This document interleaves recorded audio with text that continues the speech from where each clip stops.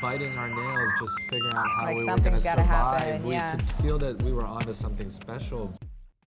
Have you ever tried finding out the history of the instrument? Like who it belonged to and stuff like that? Look for its genealogy chart. No, I haven't. But it'd actually be interesting to see if there would be a way to find out where it had lived, what ghosts are in it. Yeah, you can find its spirit. Yeah, exactly. Yeah. But what is the distinctive quality of it? It's this old that's called a con organ, C-O-N-N. It's like an old 60s, late 60s church organ. Literally about the size of Massive, the couch that you're sitting and on. much taller. It takes up, almost half of my living room.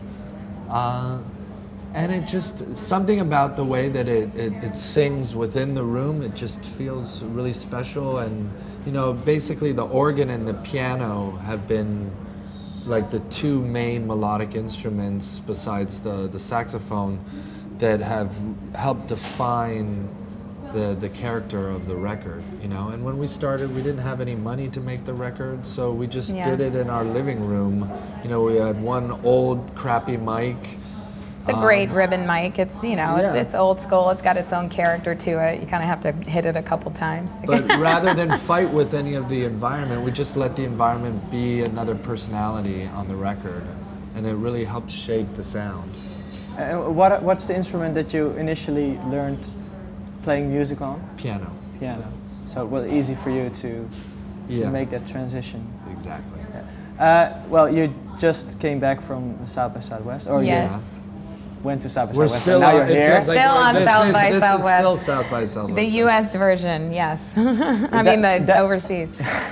But that must have been quite special because last year you signed your record deal over we there. signed with Dangerbird last year. We got to South by a year ago out of money, out of knowing what to do,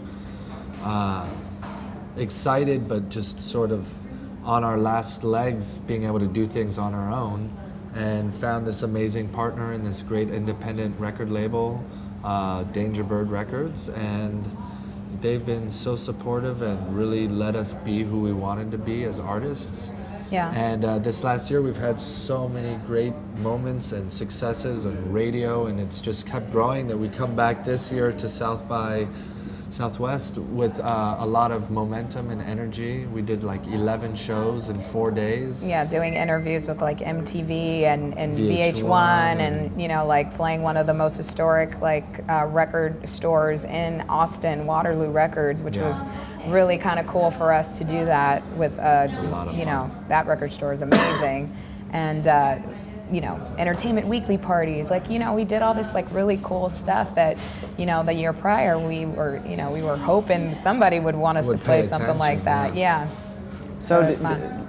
the last year it was almost over for Fitz And The Tantrums. I don't think it was over, We but just were sort of biting our nails, just figuring out how we were going to something's gotta survive. happen, We yeah. could feel that we were onto something special, but you need, if you want people around the world to hear your music, you need that support of inspired people at an indie label that are going to get behind it. But you've also been really reaching out to people to tell each other about the existence yeah, our of... fans have been an integral part to our success, just in telling people about our shows, like having one person that fell in love with the band, came to a show, fell in love with the performance, told 10 friends the next show, or sends people to shows, calls their friends in other states and tells them they got to go see this band, or sending them the song, Word of mouth. keeping, has been tweeting critical. about us, it's been this crazy grassroots momentum driven by our fans that are as enthusiastic about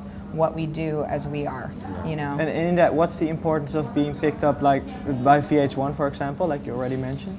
It's just, it gets to a much larger audience. There are a lot of people that know about our music, but it's still at a sort of level, for still people building. that are music seekers that read music blogs or listen to the cool radio program.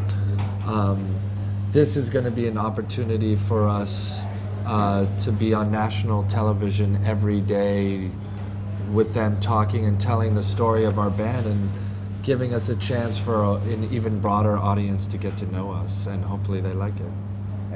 like being on Conan O'Brien? Yeah. I mean that was a lot of fun for us, you know, and definitely. He really enjoyed Yeah, he having enjoyed- us. yeah. You know, it was like a genuine thing, and that's been the thing, us doing these kind of like late night shows, like the people that are inviting us are actually genuine fans of what we do. Excited to have us. You know, and want us to come back, and you know, like that's a rarity in like the Hollywood, you know, scene. Sometimes you can get caught up in the big names and stuff, you know, and for us to have these opportunities and people hearing, they're like, oh, I want them on my show too. Like, Yeah, we're coming. It's we're cool. flying back to the States, and we're doing Jay Leno, which is another late night show. yeah. And we were just in Belgium 2 nights ago, and we did the last Laatste show. So Which was we're doing all the late night. Jay Leno, the last show, 3FM. Yeah. Really nice.